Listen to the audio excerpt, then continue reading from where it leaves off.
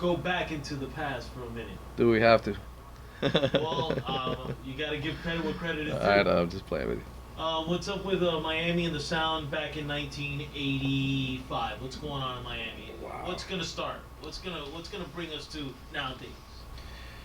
Oh wow. In the mid '80s, it was nothing but bass music, man. You know what I mean? It was the sound of Miami. I don't even know who honestly used the first 808.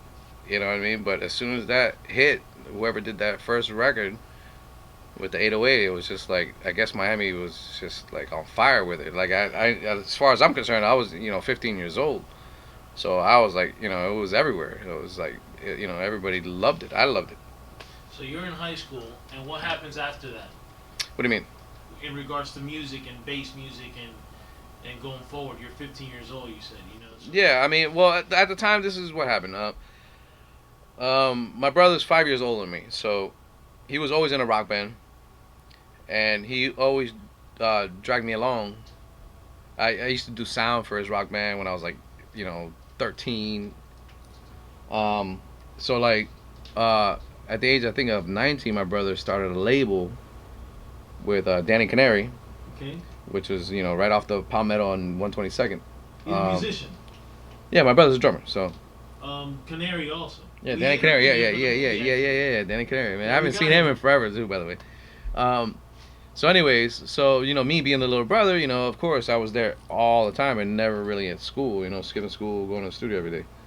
Um, so they started a label and they signed a group called Real Raw. Okay, so then we're sitting there, blah blah. I'm just, I'm a little kid at this point, I'm just observing what's going on. I have no idea, really the magnitude of what's happening. Hmm. So I remember specifically, if my memory serves me correct, I showed up to the studio and they were like, "This is the single we're gonna put out." It's called "Drop Them Drawers," and I'm like, "All right, cool." I'm like, "Let me hear it." They played it to me, and my brother goes, he stopped the half-inch 8 track, that everybody was working on, and he was like, "What do you think?" And I'm like, "Honestly," and he's like, "Yeah." I go, "I think it's horrible." And he's like, "Why?" I'm like, "Cause the way they were, I guess the way they approached the beat at that time really wasn't like what was going on with Luke and Come On Baby at that time was really hot and all that stuff." So he's like, "Well, why?" And I'm like, "Well, cause there was a turntable set up there, and I used to be a DJ, so I had the vinyl. I was like, cause it needs to sound like this, and I pulled out Come On Baby and I played it."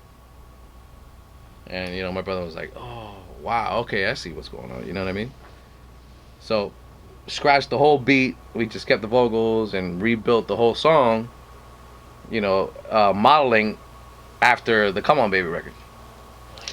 So then, after we did that, like the record actually took off. We're an independent label. I think we sold like 60,000 units independently. I remember we used to have this little black truck that had a legal tag on it, and I used to go to the distributor every day and pick up the damn records, go drop it off to not the manufacturer. I mean, load up the truck, drop it off at the distributor, and all that stuff. You know what I mean? Like it was kind of like, I think the pivotal moment for me was I remember walking through my bonfire at my high school, and I was leaving the bonfire, and it was in the parking lot. Everybody had their trunks open, playing the record, and I was like walking around going, "Wow, like this is, like this is happening, like this, you know what I mean? Like when you're 15, you don't think of these things, you know what I mean?" Right, right, right, right. So I think that was a very pivotal moment for me to be like, okay, this is something I'm gonna do. And you obviously got heavily involved with freestyle music as well. Yeah, because it was bass, and then it went into freestyle. Yeah, well, we call freestyle the sister of bass. Kind of Yeah, like. absolutely.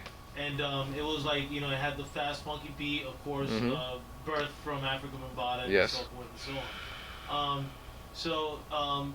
Now, from that moment on, Yeah. what other bass records that you touched? Bass records, not so much. I mean, we did Real Raw, which did real well, and I think something happened where we started another label called Tone Deaf Records, and after that, we started doing more of like the freestyle-y, bassy records, which we dropped Power Patrol. Right. No, not Power Patrol. Yeah, Power Patrol. And it was Demas Martinez and I forget the other guy's name, man. God. I'm trying to remember. It's been so It was long. a good record, actually. Yeah. It was called "Be With You Tonight." Yes. I know if you look into my eyes, Great be record. right. Great record. So that's when we got into the freestyle era. Bringing the Latino. I worked with Tony Marino. Like just it's just like I'm trying to. It's all coming back to me now. Yeah, it's great because Yeah. our next movie's for freestyle. Oh, awesome. As much as we can get from freestyle, it's Awesome. Because we can do snippets of that as Fact. well.